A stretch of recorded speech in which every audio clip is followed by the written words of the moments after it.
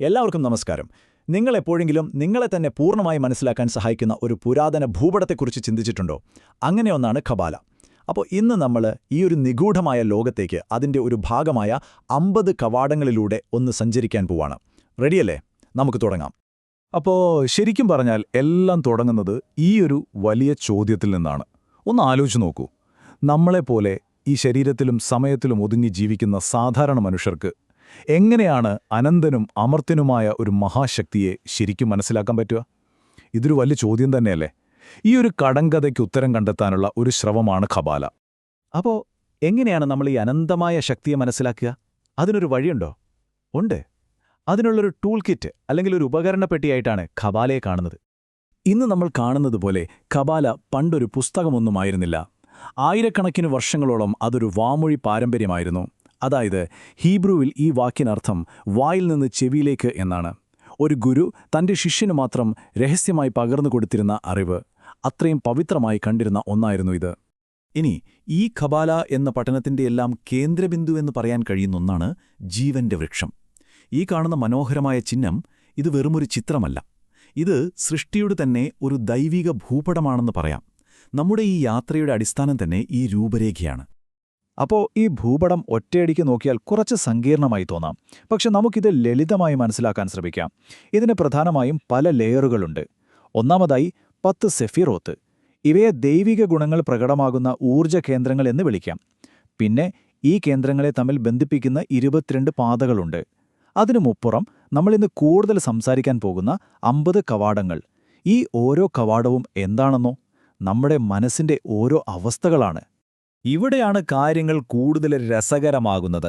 കാരണം എന്താണെന്ന് വെച്ചാൽ ഹീബ്രു ഭാഷയിൽ ഓരോ അക്ഷരത്തിനും ഒരു സംഖ്യയുമായി ബന്ധമുണ്ട്. അതായത് ഓരോ അക്ഷരവും ഒരു സംഖ്യ കൂടിയാണ്. ജമാട്രിയ എന്നാണ് ഈ ഒരു രീതിക്ക് പറയുന്ന പേര്. ഇത് വാക്കുകൾക്കും വാക്യങ്ങൾക്കുമൊക്കെ നമ്മൾ കാണുന്ന അർത്ഥത്തിനപ്പുറം ഒളിഞ്ഞിരിക്കുന്ന ഒരു സംഖ്യാപരമായ തലം കൂടി നൽകുന്നു. ഒരു ചെറിയ ഉദാഹരണം പറഞ്ഞാൽ നിങ്ങൾക്കിത് വ്യക്തമാകും. നമുക്ക് 39 എന്ന സംഖ്യ എടുക്കാം. ഈ സംഖ്യയ്ക്ക് ഒരു പ്രത്യേകതയുണ്ട്. അനന്തൻ ഏകത്വത്തിലൂടെ സ്വയം വെളിപ്പെടുത്തുന്നു എന്നു പറയുന്ന ഒരു ഹീബ്രു വാക്യത്തിന്റെ സംഖ്യാമൂല്യം കൂട്ടിയാൽ കിട്ടുന്നത് 39 ആണ്. ഇനി ഇതിലും രസകരമായ കാര്യം എന്താണെന്നോ? പഴയ നിയമത്തിൽ എത്ര പുസ്തകങ്ങളുണ്ടെന്നറിയാമോ? അതും 39 തന്നെ. കണ്ടില്ലേ? ഇതിലെല്ലാം ഒരു ആഴത്തിലുള്ള കണക്ഷനുണ്ട്. അപ്പോൾ ഈ വാക്കുകളും സംഖ്യകളും തമ്മിലുള്ളൊരു മാന്ത്രിക ബന്ധം കണ്ടില്ലേ? ഇത് പ്രപഞ്ച രഹസ്യങ്ങൾ മാത്രമല്ല, നമ്മുടെ ഉള്ളിലെ രഹസ്യങ്ങൾ മനസ്സിലാക്കാനുള്ളൊരു താക്കോലാണ്. ഇനി നമുക്ക് നമ്മുടെ വിഷയത്തിലേക്ക് വരാം. അതായത് 50 കവാടങ്ങൾ എന്ന സിസ്റ്റത്തിലേക്ക്. ഇതിനെ നമ്മുടെ ബോധത്തിന്റെ ഒരു പേഴ്സണൽ മാപ്പ് എന്ന് തന്നെ വിളിക്കാം. അപ്പോൾ എന്താണ് ഈ 50 കവാടങ്ങൾ എന്ന സിസ്റ്റത്തെ വ്യത്യസ്തമാക്കുന്നത്? പരമ്പരാഗത ഖബാല കൂടുതലും ശ്രദ്ധിക്കുന്നത് പുറമേയുള്ള ദൈവികമായ ലോകങ്ങളെക്കുറിച്ചാണ്. അതൊരു ഗോവണി കയറി പോകുന്നതുപോലെയുള്ള യാത്രയാണ്. എന്നാൽ ഈ 50 കവാടങ്ങൾ എന്ന സിസ്റ്റം നേരെ തിരിച്ചാണ്. ഇതിന്റെ ഫോക്കസ് മുഴുവൻ നമ്മുടെ ഉള്ളിലാണ്. ഇതൊരു ആന്തരിക യാത്രയാണ്. നമ്മുടെ മനസ്സിന്റെ പല അവസ്ഥകളെ, നമ്മുടെ സൈക്കോളജിയെക്കുറിച്ചാണിത് സംസാരിക്കുന്നത്. ചുരുക്കി പറഞ്ഞാൽ ദൈവത്തെ പുറത്തു തേടുന്നതിനു പകരം നമ്മുടെ ഉള്ളിൽ കണ്ടെത്താനുള്ള ഒരു വഴിയാണിത്. ഈ ഒരു ഉദ്ധരണി നോക്കൂ. ഇത് ഈ സിസ്റ്റം എന്താണെന്ന് വളരെ വ്യക്തമായി പറയുന്നുണ്ട്.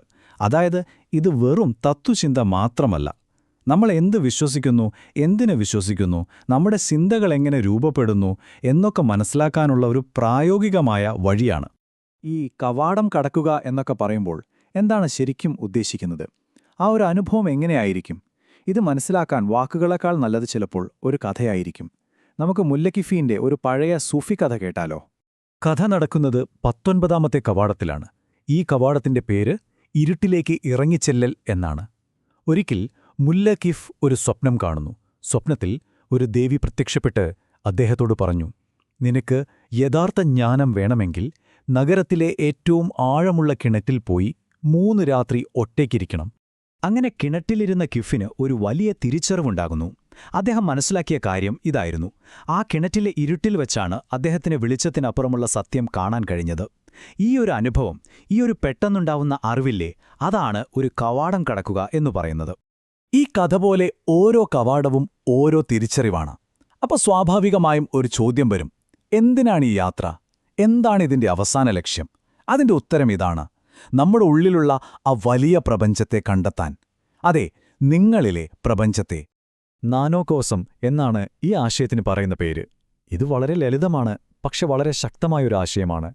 അതായത്, ഈ കാണുന്ന വലിയ പ്രപഞ്ചത്തെ മനസ്സിലാക്കണമെങ്കിൽ അതിന്റെ താക്കോൽ എവിടെയാണെന്നോ? നമ്മുടെ ഉള്ളിൽ തന്നെയാണ്. അപ്പോൾ പ്രപഞ്ചരഹസ്യങ്ങൾ തേടി പുറത്തേക്ക് നോക്കുന്നതിന് പകരം നമ്മുടെ ഉള്ളിലേക്ക് നോക്കാനാണ് ഈ സിസ്റ്റം പറയുന്നത്. കാരണം നിങ്ങൾക്കുള്ളിൽ തന്നെ ഒരു പ്രപഞ്ചം ഒളിഞ്ഞിരിപ്പുണ്ട്.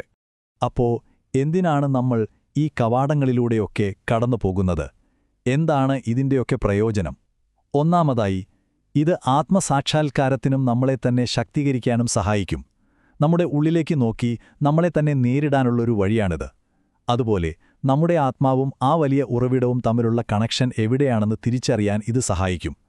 ചുരുക്കത്തിൽ, നമ്മുടെ ബോധത്തെ കൂടുതൽ തെളിമയുള്ളതും സൂക്ഷ്മവുമാക്കാനുള്ളൊരു പരിശീലനമാണിത്. അപ്പോ നമ്മളിന്ന് സംസാരിച്ചതെല്ലാം വെച്ച് ഒന്ന് ആലോചിച്ചു നോക്കൂ. ഈ പ്രപഞ്ചം മുഴുവൻ നിങ്ങളുടെ ഉള്ളിന്റെ ഒരു പ്രതിഫലനം മാത്രമാണെങ്കിൽ, പ്രപഞ്ചരഹസ്യങ്ങളുടെ താക്കോൽ നിങ്ങളുടെ കയ്യിലാണെങ്കിൽ, നിങ്ങളെത്തന്നെ മനസ്സിലാക്കാനുള്ള ഈ യാത്രയിൽ നിങ്ങൾ ആദ്യം തുറക്കുന്ന കവാടം ഏതായിരിക്കും?